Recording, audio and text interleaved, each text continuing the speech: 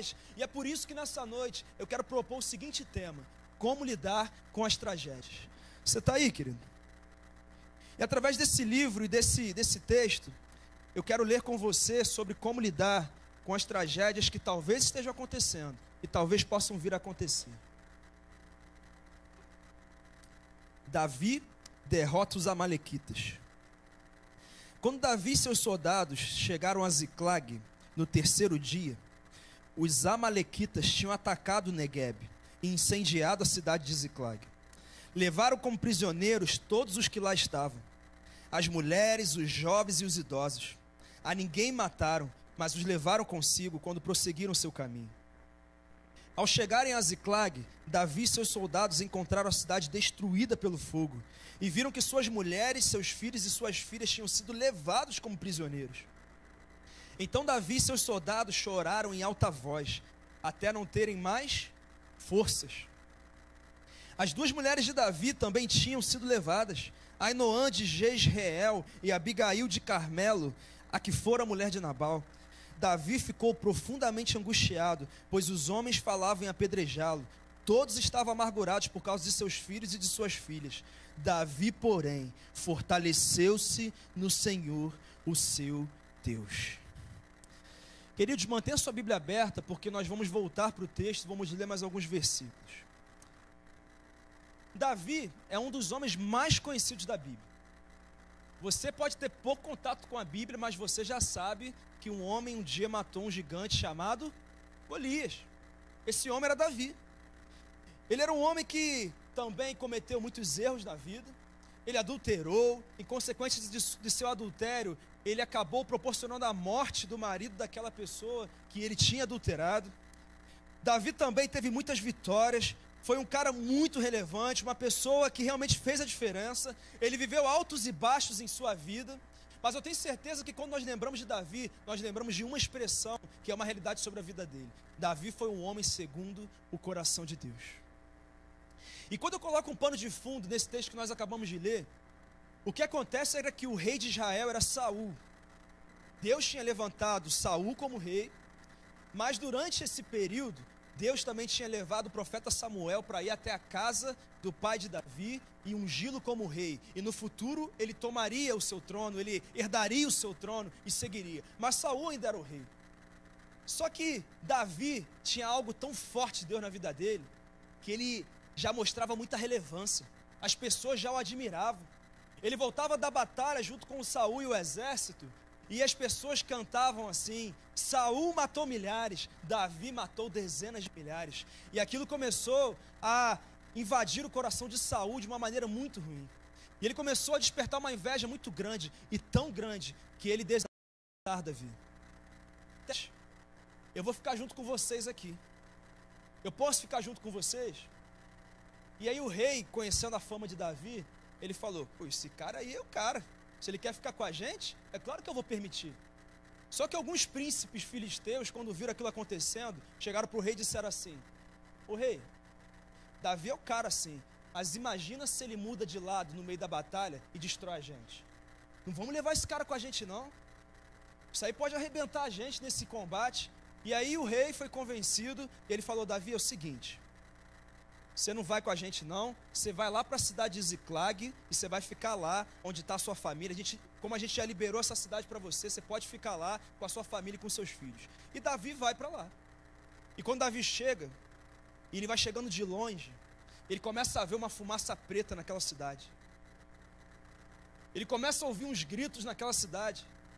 E de repente ele começa a correr com o seu exército na direção, e eram 600 homens junto com ele, e quando eles chegam, já não tinha mais nada. O fogo tinha tomado aquela cidade, as casas, as tendas estavam reviradas, os pertences tinham sido furtados, e quando ele vê, nenhum de seus familiares estavam ali. Suas esposas, seus filhos, os idosos, todos tinham sido levados. O que o texto diz que acontece? Eles começam a chorar em alta voz. E queridos, pensa numa tragédia, pensa numa coisa desesperadora. Era o que estava acontecendo. E é por isso que através de 4 pontos eu quero aprender com Davi, com esse texto, a como podemos lidar com as tragédias. Eu não sei se você está aí ainda, você está? Amém. Primeiro, mesmo que tudo pareça estar destruído, não se desespere. Deus continua no controle. Versículos 4 e 6. Então Davi e seus soldados choraram em alta voz, até não terem mais forças. Davi ficou profundamente angustiado, pois os homens falavam em apedrejá-lo. Todos estavam amargurados por causa de seus filhos e de suas filhas. Davi, porém, fortaleceu-se no Senhor, o seu Deus. Queridos, diante das tragédias e das situações que nos trazem sofrimento, eu quero te dizer, não se desespere, porque Deus continua no controle. Davi estava fugindo do seu rei, o seu próprio rei queria matá-lo.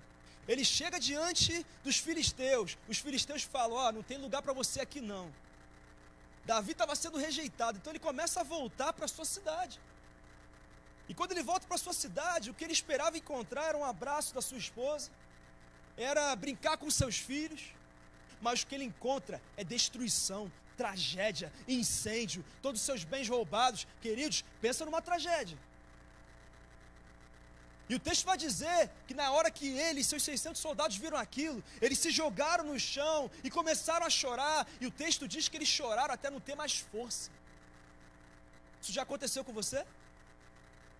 Não tinha mais lágrima para cair, não tinha mais força, energia para continuar chorando. É o que estava acontecendo com ele. O desespero tomou conta daqueles homens, exatamente como muitas vezes nós reagimos diante do sofrimento, de uma notícia ruim. Queridos, diante às vezes de um relacionamento que não deu certo, de um investimento que não trouxe o retorno que você esperava, de uma notícia inesperada, o desespero, o choro compulsivo, muitas vezes toma a nossa vida. Eu não estou aqui dizendo que isso não é normal, é claro que é comum. A dor gera dor, a dor não gera alegria. Notícias ruins não fazem a gente rir. Mas sabe qual é o problema? É que o desespero tem sido o primeiro e o único passo que nós temos dado. Nós temos nos entregado para as dores da vida, para as tragédias da vida. Nós temos ficado no chão, chorando, lamentando, e por isso não nos abrimos para viver a bênção de Deus sobre a nossa vida. Foram duas atitudes diferentes diante da mesma realidade. A primeira atitude, os soldados ficaram no chão chorando, lamentando, e eles não pararam por aí. Eles olharam para o lado e falaram, Davi é o nosso rei, é o nosso líder, perdão.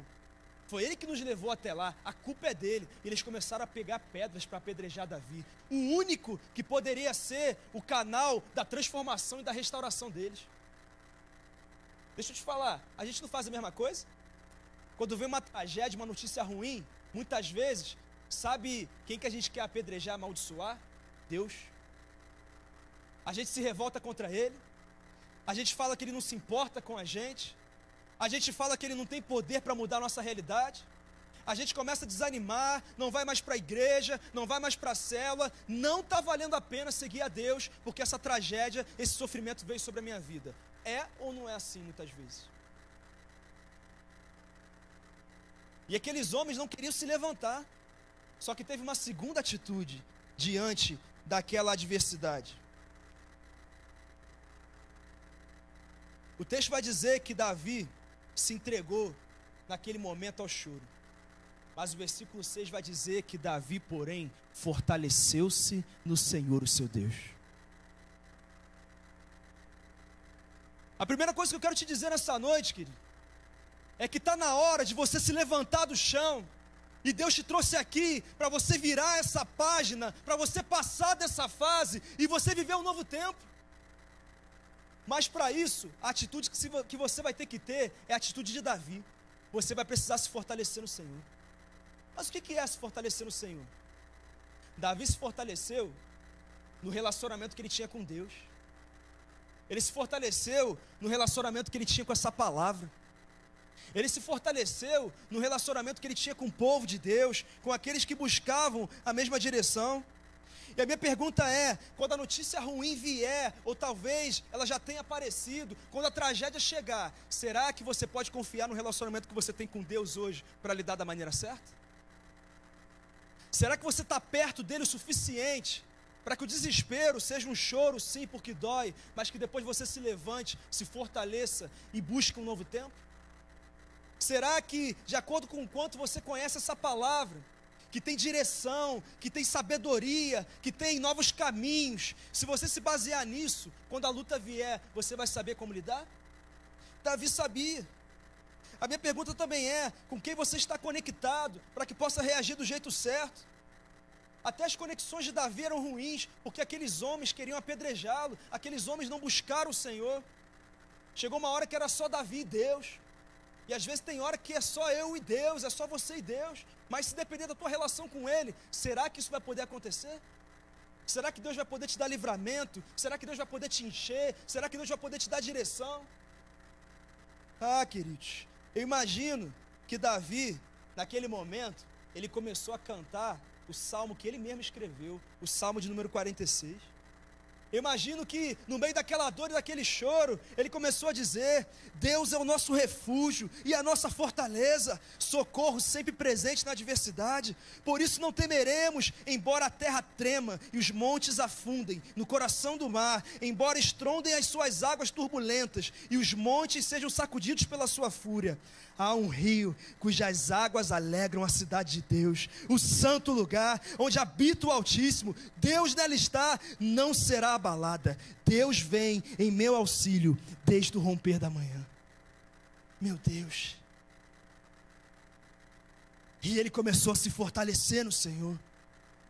Ele não tinha contato com o apóstolo Paulo, mas eu imagino que o Espírito Santo já foi gerando algo como aquilo que Paulo sentiu nas muitas aflições que ele viveu nesse mundo. E ele falou isso na segunda carta aos Coríntios, capítulo 4, e ele disse: de todos os lados somos pressionados, mas não desanimados, ficamos perplexos, mas não desesperados, somos perseguidos, mas não abandonados, abatidos, mas nunca destruídos. Queridos, no momento da tragédia, quando a gente se conecta com essa palavra, a gente começa a receber alegria, fé, esperança, a gente começa a se fortalecer, a gente começa a se levantar. A circunstância não mudou, mas o nosso ambiente interno mudou, e é isso que muitas vezes vai fazer diferença. Davi começou a lembrar das vitórias que Deus tinha dado a ele. Davi começou a lembrar que ele tinha sido ungido para um dia ser o rei, herdeiro do trono, o escolhido de Deus. Ele lembrou que um dia, quando era somente um garoto, havia derrotado milagrosamente um gigante de quase 3 metros de altura. E aquele foi o combustível para que ele pudesse se levantar, seguir em frente e receber a restituição de tudo que ele tinha perdido. Davi conhecia a Deus. A minha pergunta é: você conhece a Deus? Você conhece o seu Deus? Você pode dizer que Ele está presente na sua vida, porque você o convida para estar? Quem tem sido o seu Deus? Será que o teu Deus é a inteligência? O teu Deus é o diploma? O teu Deus é a fama? O teu Deus é a ciência? O teu Deus é a tua ideologia? É a tua filosofia? Quem é o teu Deus? Porque o único Deus que tem poder para salvar tem um nome, e o nome dele é Jesus.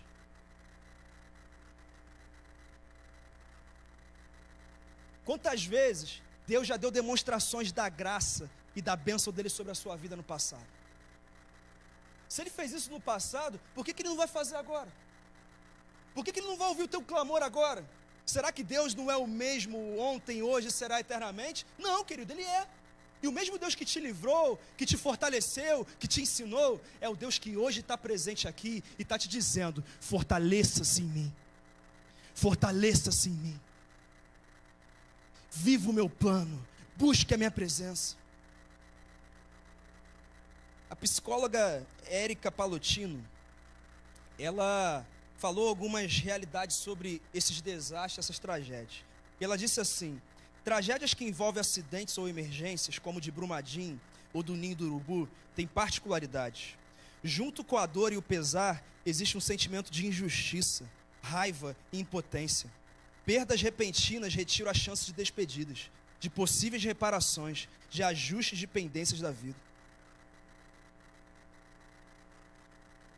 Queridos, infelizmente, para aqueles que se foram, não há mais o que possamos fazer. Mas para aqueles que ficaram e que estão enfrentando talvez as maiores lutas e dores de suas vidas, ainda há muito a fazer. E sabe quem tem resposta para isso? A palavra de Deus. nós enviamos da nossa igreja representantes para todos esses desastres. Tinha representante nosso em Brumadinho, tinha representante nosso lá no Ninho do Urubu, orando com as famílias que estavam na porta do CT. Porque nessa hora, a gente sabe que a gente não tem controle. Orando com essas famílias enlutadas. A verdade, queridos, é que nós precisamos aprender a lidar com as tragédias e com o sofrimento, porque infelizmente vão continuar a acontecer. E nós precisamos entender isso. De que maneira você tem lidado? E a primeira coisa que eu te digo é: não se desespere, porque você pode ter perdido o controle, mas Deus não perdeu. Eu tenho para mim que uma verdade também toma os nossos corações. É aquilo que Paulo também disse, porque tem aflições e dores que não são causadas por consequência dos nossos erros. São situações da vida. E aí Paulo um dia disse: eu tenho para mim e considero que os nossos sofrimentos atuais não podem ser comparados com a glória que em nós será revelada. Pode estar doendo, mas aquilo que Deus vai fazer no futuro sobre as nossas vidas nem se compara com a dor que a gente está sentindo. Você crê nisso, querido? É essa esperança que nos move. Segundo lugar, como lidar com as tragédias? Pergunte a Deus o motivo do sofrimento e o que fazer para superá-lo. Não tem nada de errado em você questionar a Deus do porquê que está acontecendo, não, querido. Pastor, isso não é desrespeito. Querido, desrespeito é você não falar daquilo que está cheio do teu coração, para aquele que está doido para te ouvir. O apóstolo Paulo fez isso. O apóstolo Paulo teve uma visão do céu, ele teve uma visão que nenhum homem teve nessa terra. Ele foi levado ao céu, e lá, como ele diz, ele viu coisas indizíveis. Ele não conseguia descrever o que ele viu lá. E aí quando ele voltou, Deus deu a ele um espinho na carne. E a Bíblia vai dizer que Paulo, por 3 vezes, rogou ao Senhor que o livrasse. E rogar ao Senhor não é dizer assim: Senhor, dá para me ajudar aí? Não é isso não, querido. Rogar quer dizer que por 3 momentos, ele se entregou de maneira desesperada na presença de Deus. Talvez ele passou uma madrugada e disse: Senhor, me livra desse espinho, me livra desse sofrimento. Senhor, por favor. O que era o espinho na carne? Nós não sabemos com clareza. Alguns estudiosos dizem que era uma doença que de fato espetava, por isso ele chamava de espinho na carne, aquilo espetava e machucava ele. Outros dizem que era uma questão familiar. Paulo era membro do Sinédrio, da corte religiosa, e para ser membro do Sinédrio, você só podia ser se fosse casado. E quando Paulo se rendeu a Jesus e se converteu, a esposa dele o deixou, essa é a tese, e com isso ele era um divorciado, e possivelmente também a esposa dele se casou, e ele via a esposa dele passando todo dia na frente dele com outro homem. Então a gente não sabe se essa é a realidade, mas era algo que incomodava muito a ele. E depois dele rogar por 3 vezes, o que Deus respondeu? A minha graça te basta. A minha presença te basta. O que você consegue se conectando comigo é suficiente para você lidar. Então, queridos, Jó, ele orou 16 vezes perguntando por que ele estava sofrendo. Você lembra de Jó? Jó era milionário, multimilionário. Jó tinha bens, fazendas, gado, ele tinha muitos servos, muitos empregados, muitos filhos, uma esposa, ele era abençoado, ele era famoso, ele tinha status, ele era conhecido. E de um dia para o outro, Jó perdeu tudo. Um incêndio aconteceu onde seus filhos estavam, matou todos os filhos. Também matou o gado, os animais que ele tinha. Os bens dele foram todos perdidos. Ele perdeu a sua família, sua esposa o renegou. Seus amigos debochavam dele e diziam: vem cá, Jó, você não era temente a Deus? E agora você está sofrendo isso aí? Chegou uma hora que ele estava coberto de úlceras pelo corpo, e com cacos de vidro ele ficava se coçando. Por 16 vezes ele chegou para Deus e falou: Senhor, por que eu estou passando por isso? É algum pecado que eu cometi? Senhor, me fala, porque se for um pecado, eu vou me arrepender e vou mudar. Jó só foi entender o propósito do sofrimento dele, da tragédia, no final da vida dele. E ele disse assim: antes eu te conhecia de ouvir falar. Antes eu sabia que o Senhor era Deus, eu sabia que na igreja você estava presente, eu sabia que a Bíblia é a palavra de Deus, eu sabia que na Páscoa a gente lembra que Jesus morreu por nós e ressuscitou, eu sabia que Natal simboliza o nascimento de Jesus, eu sabia tudo isso. Mas depois que eu passei pelas tragédias da vida e do sofrimento, agora os meus olhos te veem. Sabe por quê, querido? O maior propósito do sofrimento, da tragédia, é a gente reconhecer que temos que estar num lugar que nunca deveríamos ter deixado de estar, no centro da vontade de Deus, um lugar de dependência de Deus. E ali a gente aprende, e a gente vê que a gente não tem controle da vida.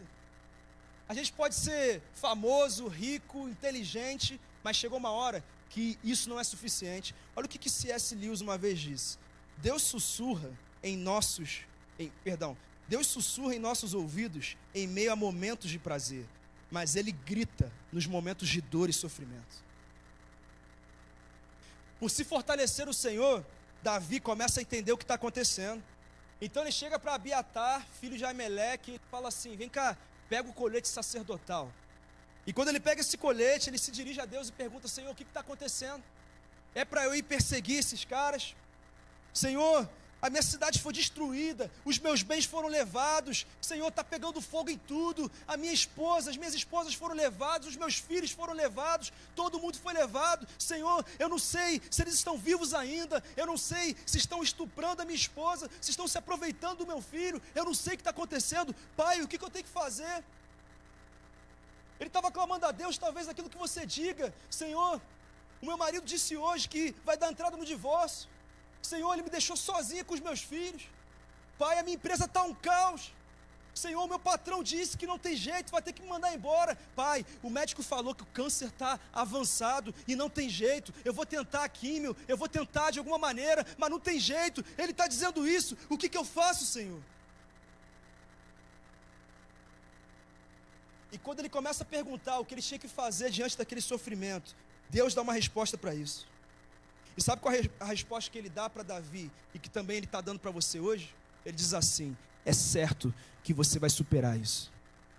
É certo que você vai conseguir. Sabe por quê, Davi? Porque você está se fortalecendo em mim. Esse é o caminho para que você possa viver, para que você possa vencer e para que você possa romper. E Davi perguntou: mas por quê? Ele disse: porque você pode ter falhado, você pode ter perdido o controle, mas eu nunca falho, eu nunca perco o controle, e eu continuo no controle. Então Davi, segue as minhas orientações, porque eu vou mudar a tua história. É isso que Deus também revela sobre a mim e sobre a sua vida aqui. Mas deixa eu te perguntar uma coisa: nesse sofrimento que você está vivendo, nessa tragédia aí, você tem perguntado a Deus o que fazer? Você tem buscado o Senhor? Você tem pedido direção a Ele?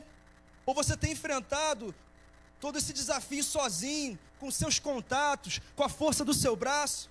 Será que você tem enfrentado isso com o seu orgulho? Você não dá o braço a torcer, não se entrega para Deus, não reconhece que o teu dinheiro, por mais que você tenha, não consegue comprar o amor da tua esposa e o respeito do seu filho? Que o seu carrão não consegue promover aquilo que você mais quer, que é uma noite boa de sono, que você não tem há muito tempo? Talvez você não perceba que certos princípios não estão mais presentes na sua casa, ou talvez nunca tenham estado.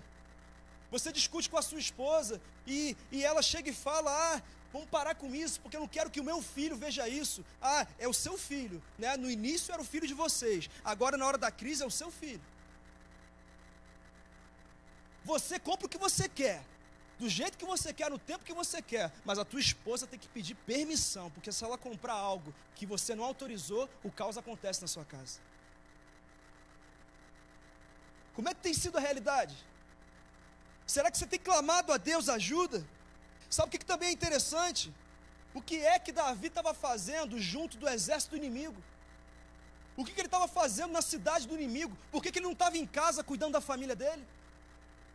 Por que ele não estava junto do povo dele? Por que ele se ofereceu para lutar contra o seu próprio povo, numa batalha que Deus não mandou ele ir? Sabe o que aconteceu nessa batalha? Saul e Jonatas morreram. Se Davi tivesse ido, porque o povo foi destruído, eles teriam morrido. Por que ele não estava onde ele deveria estar? Por que ele não estava vivendo o que deveria viver? Foi necessário incendiar a cidade. Foi necessário sequestrar a família dele. foi necessário o caos tomar a vida dele, para que ele entendesse que o lugar que ele deveria estar era no centro da vontade de Deus, que ele devia se voltar para Deus. E meu irmão, eu quero te perguntar uma coisa: o incêndio vai ter que tomar a tua casa? Será que o inimigo vai ter que destruir o teu casamento? Será que a crise vai ter que tomar a tua empresa? Será que o diagnóstico de cirrose hepática ou de falha no funcionamento dos seus pulmões vai ter que ser dado para que você possa se libertar dessa bebedeira e desse vício maldito desse cigarro? O que está faltando? Será que teu filho vai ter que se envolver com drogas para você diminuir a sua carga de trabalho, para investir tempo na vida dele? O que precisa acontecer para que você possa se entregar para o plano de Deus e viver de fato o que Ele tem para você? Será que você vai esperar a depressão, a destruição chegar, a tragédia acontecer, para você se acertar com Deus? E querido, se a tragédia já aconteceu, tudo bem. Se agarre em Deus, porque Ele pode te dar livramento. Ele pode te livrar. Ele pode te dar o que você precisa. E Deus disse a Davi: vai atrás deles, Davi. E nessa noite Ele está dizendo para você: vai atrás daquilo que te roubaram, vai atrás da tua alegria, vai atrás da tua família, vai atrás do teu filho, vai atrás da tua esposa, vai atrás do teu sonho. Porque é isso que Deus tem para um povo que aprende a lidar com as tragédias. Você está aí, querido? Mas eu quero, em terceiro lugar, te dar mais uma orientação sobre como lidar com a tragédia.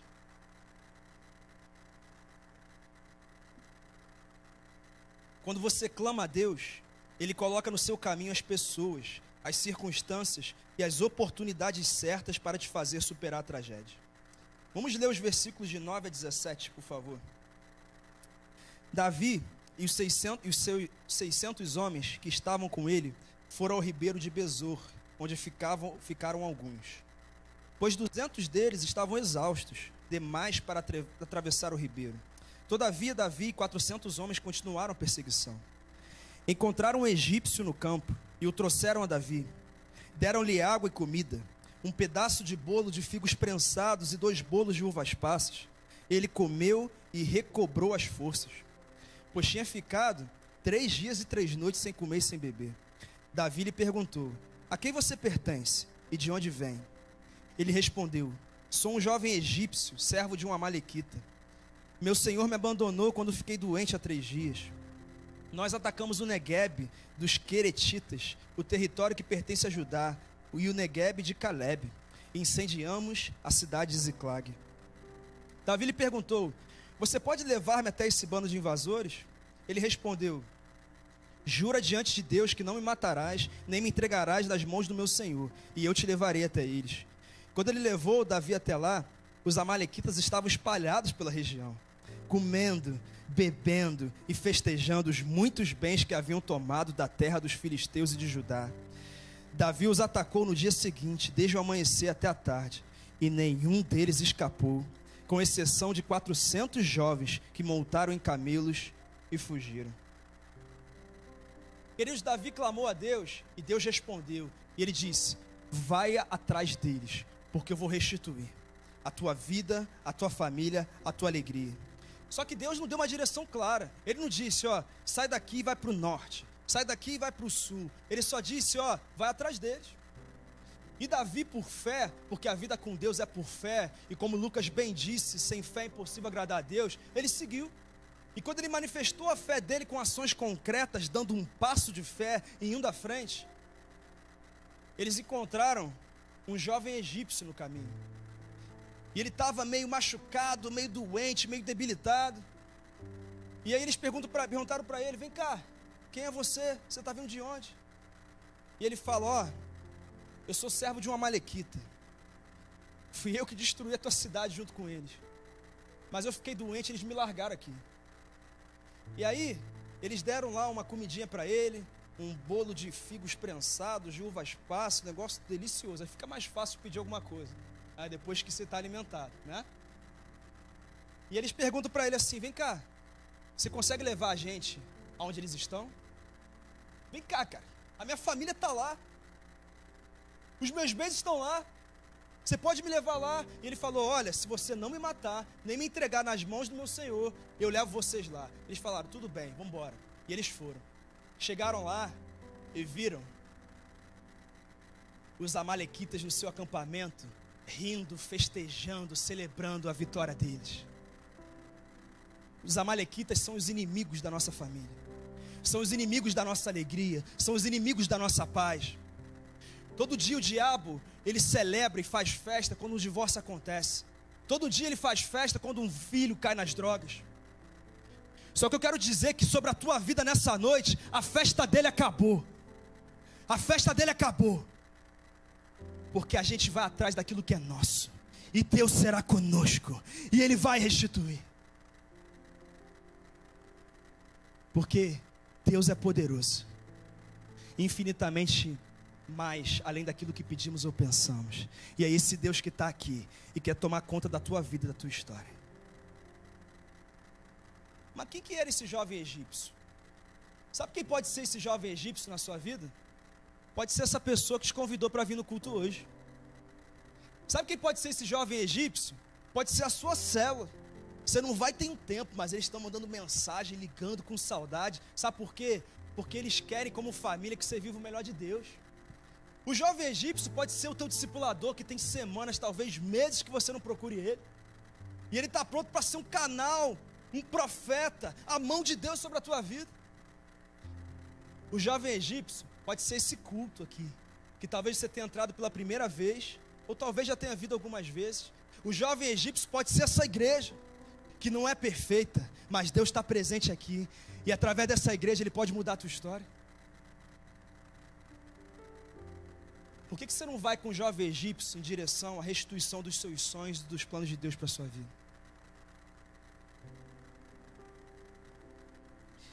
Eu não estou aqui dizendo que vai ser fácil, querido. Só estou dizendo que em Deus nós encontramos o que precisamos para avançar. Mas em último lugar, como lidar com as tragédias?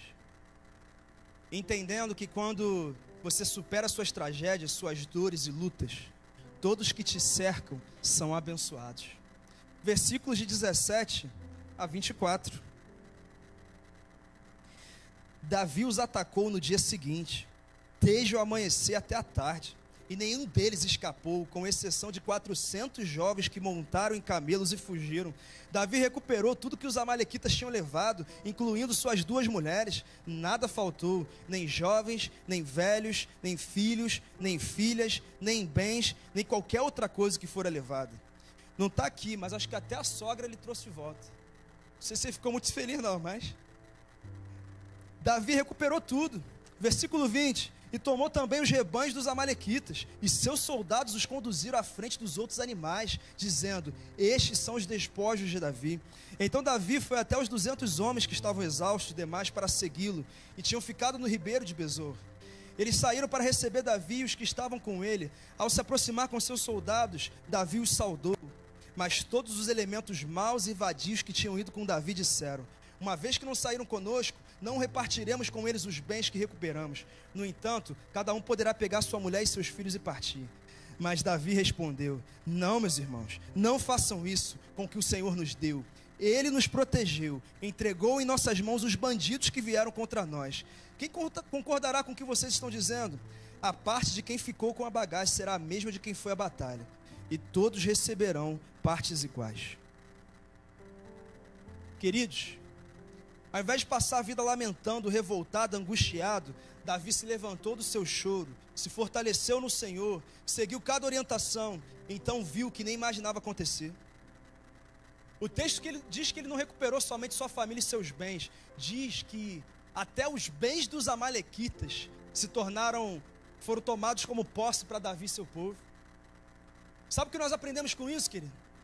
Que Deus não quer só restituir a tua vida e aquilo que você perdeu, Ele quer te dar além, Ele quer te dar algo maior, Ele quer te dar algo melhor. Não é só o casamento não, talvez Ele vai dar um filho. Não é só um novo emprego não, talvez seja uma nova ideia. Você vai se tornar um empreendedor que vai empreender algo relevante para essa cidade, para essa nação, e você vai para um nível muito mais alto do que você imaginava. É simples assim. Lá no capítulo 2, o mesmo homem chamado Davi, que estava fora de casa e por isso perdeu a sua família, chega para Deus e pergunta: Senhor, é hora de eu voltar para uma das cidades de Judá? É hora de eu voltar para casa? E Deus falou: é sim, Davi, vai para Hebrom, vai para tua casa. E quando ele chegou lá, ele foi ungido rei e passou a morar no palácio. Sabe por quê? Ele foi da tragédia ao palácio. A tua vida pode sair da tragédia para o palácio, mas para isso você vai precisar se abrir e se entregar para viver o propósito de Deus para a sua vida. De um homem que estava no chão, agora estava sentado num trono.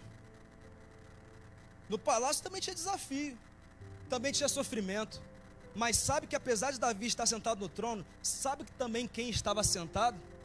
Nos altos e sublimes céus, à direita de Deus, acima de todo poder, domínio, governo, tragédia, medo, preocupação, notícia ruim, desemprego. Sabe quem é que estava? Jesus. Ele está acima de todas as tragédias da sua vida.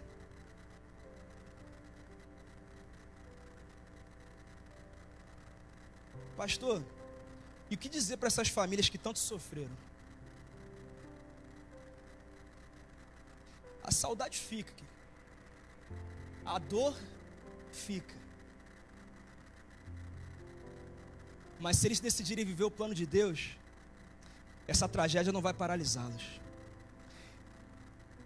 Eles vão se levantar, Deus vai renovar a esperança, Deus vai renovar a alegria, Deus vai renovar os sonhos, e eles viverão para sempre a alegria de ser um herdeiro de Deus. E você?